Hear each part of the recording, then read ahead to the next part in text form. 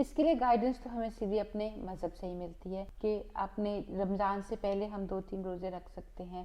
جو پچھلے سال کے چھٹے ہوئے روزے ہیں وہ رکھے جا سکتے ہیں تھوڑا تھوڑا فاصلہ دے کے, کہ ہم اپنے جسم کو تیار کریں کہ وہ جلدی اٹھنے اور کم سونے کے کو برداشت کر سکے.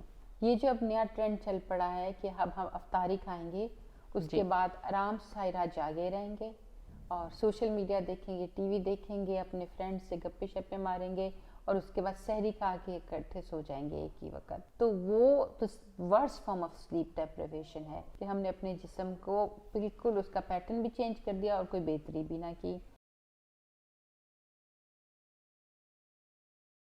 السلام علیکم ورحمۃ اللہ وبرکاتہ. الفضل ہیلتھ پوڈ کاسٹ کے ساتھ حاضر ہیں.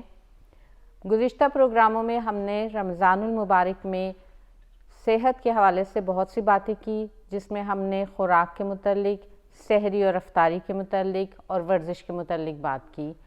آج ہم ایک اور بہت ہی اہم موضوع پہ گفتگو کریں گے, یعنی سونے کے متعلق. رمضان کے دنوں میں سونے کی عادت تبدیل ہو جاتی ہے اور بعض اوقات مناسب حد تک سونا ممکن نہیں ہوتا.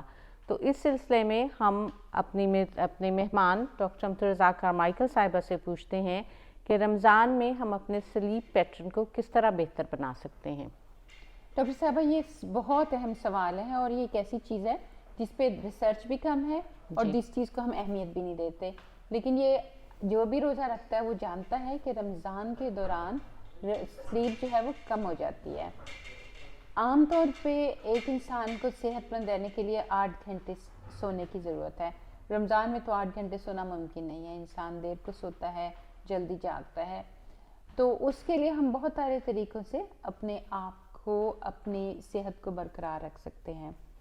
اس کے لیے گائیڈنس تو ہمیں سیدھی اپنے مذہب سے ہی ملتی ہے کہ اپنے رمضان سے پہلے ہم 2-3 روزے رکھ سکتے ہیں.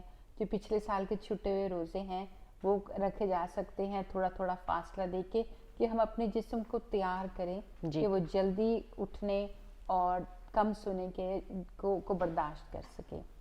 پھر اسی طرح رمضان کے بعد ہم شوال کے روزے اللہ تعالیٰ نے ہمیں بتائے ہیں کہ ہم وائنڈ ڈاؤن کر لیں آہستہ آہستہ, کہ وہ ایک دم سلیپ پیٹرن کو دوبارہ آہستہ آہستہ اس کو واپس جائیں. تو یہ بات ضروری ہے. تو اور جو سلیپ کی بے شک اماؤنٹ کم ہو جاتی ہے, لیکن ہر کوانٹٹی بہتر ہو جاتی ہے رمضان کے دن, کوالٹی بہتر ہو جاتی ہے. جی, رمضان میں دیکھیں جلدی اٹھتے ہیں, اس کے بعد زیادہ تر لوگ رات کو عبادت کرتے ہیں اور اپنی نیند کو قربان کرتے ہیں. لیکن کم سونے کے نقصانات بھی ہیں صحت پہ. تو اس سلسلے میں ہم کیا مشورہ دے سکتے ہیں کہ کس طرح سے نقصان سے بچا جائے اور روحانی اور جسمانی فوائد حاصل کیے جائیں. تو دیکھیں رمضان کے دوران فوکس اللہ تعالیٰ کی ذات ہونی چاہیے. تو دیکھیں یہ بات یہ ہے کہ رمضان کے دوران فوکس اپنی روحانی ترقی ہونی چاہیے. یہ جو اب نیا ٹرینڈ چل پڑا ہے کہ اب ہم افطاری کھائیں گے, اس کے بعد آرام سے ساری رات جاگے رہیں گے اور سوشل میڈیا دیکھیں گے, ٹی وی دیکھیں گے, اپنے فرینڈ سے گپے شپے ماریں گے اور اس کے بعد سحری کھا کے اکٹھے سو جائیں گے ایک ہی وقت. تو وہ worst form of sleep deprivation ہے کہ ہم نے اپنے جسم کو بالکل اس کا پیٹرن بھی چینج کر دیا اور کوئی بہتری بھی نہ کی. اسی طرح تو یہ ضروری ہے کہ اپنا جو جتنا بھی وقت ملتا ہے رمضان میں, یا تو جب جاگے ہوئے ہیں تو وہ عبادت میں گزاریں اور یا پھر آرام کرنے میں گزاریں. یہاں پہ میں ایک بات اور بھی کہوں گی کہ رمضان میں عورتوں کی سلیپ ڈیپریویشن میرے خیال ہے مردوں کی نسبت تھوڑی سی زیادہ ہو جاتی ہے. جی بالکل, کیونکہ گھروں کا کام بھی کرنا ہے, کھانے سحری اور افطاری کی تیاری بھی کرنی ہوتی ہے. تو اس سلسلے میں اگر ہمارے پیارے بھائی ہماری مدد کر دیں اور گھروں میں اپنی بیگمات کو, اپنی ماؤں کو, اپنی بہنوں کو تھوڑا سا آرام دے دیں, کبھی برتن اکٹھے کر کے رکھ دیے, ڈش واشر لوڈ کر دیا اور بعض اوقات باورچی خانے میں پوچھا لگا دیا, تو اس سے جہاں عورتوں کو بھی تھوڑا سا زیادہ آرام کرنے کا موقع مل جائے گا, وہاں پہ گھر میں حالات اور بھی بہتر ہو جائیں گے. جی, یہ آپ نے بالکل ٹھیک کہا ہے.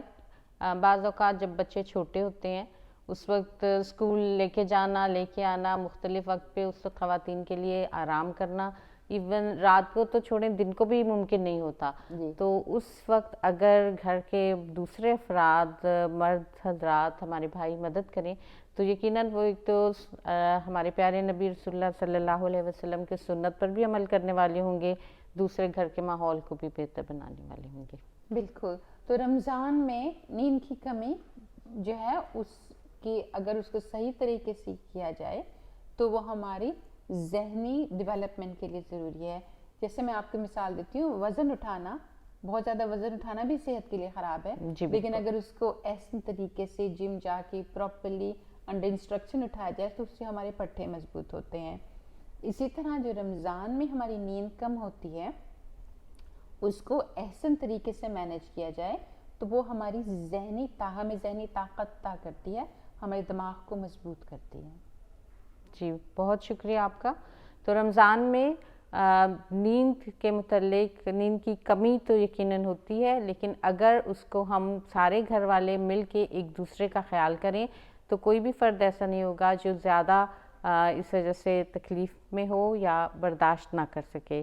تو شکریہ ڈاکٹر صاحبہ, بہت مہربانی, جزاک اللہ. اگلے پروگرام تک کے لیے اجازت دیجیے. السلام علیکم ورحمۃ اللہ. جو صحت کے بگڑنے کی علامات ہیں وہ بچوں میں مختلف ہوتی ہیں اور بڑوں میں مختلف ہوتی ہیں. تو بچے تو نہیں بتا سکتے اپنے منہ سے کہ ان کی صحت ختم ہو رہی ہے یا خراب ہو رہی ہے. تو آپ ہمیں بتائیں کہ اگر گھر کے بڑوں کے طور پہ یا ماں باپ کے طور پہ ایسی کون سی علامات ہیں جو ہم اپنے بچوں میں دیکھیں تو ہمیں ڈاکٹر سے رجوع کرنا چاہیے؟ پیشاب کا بار بار آنا یا پیاس بہت لگنا, جیسے آپ پانی پیتے ہیں آپ کو پیشاب آتا ہے اور پھر پیاس لگ جاتی ہے, تو یہ ایک بہت ہی کامن سائن ہوتا ہے جن لوگوں کو شوگر ہوتی ہے. اسی طرح سے سر درد ہونا, ہم کہتے ہیں اسٹریس میں یا آپ پریشان ہوں تو تھوڑا سا سر درد ہو جاتا ہے, لیکن اگر سر درد بار بار ہو اور جو ہے ٹھیک نہ ہو تو اس کے لیے آپ کو تشخیص کرانے کی ضرورت ہوتی ہے. کیا ہمیں کوئی ایسے ٹیسٹ ہیں جو ہم کروا سکتے ہیں سال میں ایک دفعہ, جس سے کہ اگر کوئی بیماری لگنی ہو تو ہمیں پہلے سے پتہ چل جائے اور ہمیں جلدی اس کا بر وقت پتہ چل جائے تاکہ بہترین علاج ہو سکے؟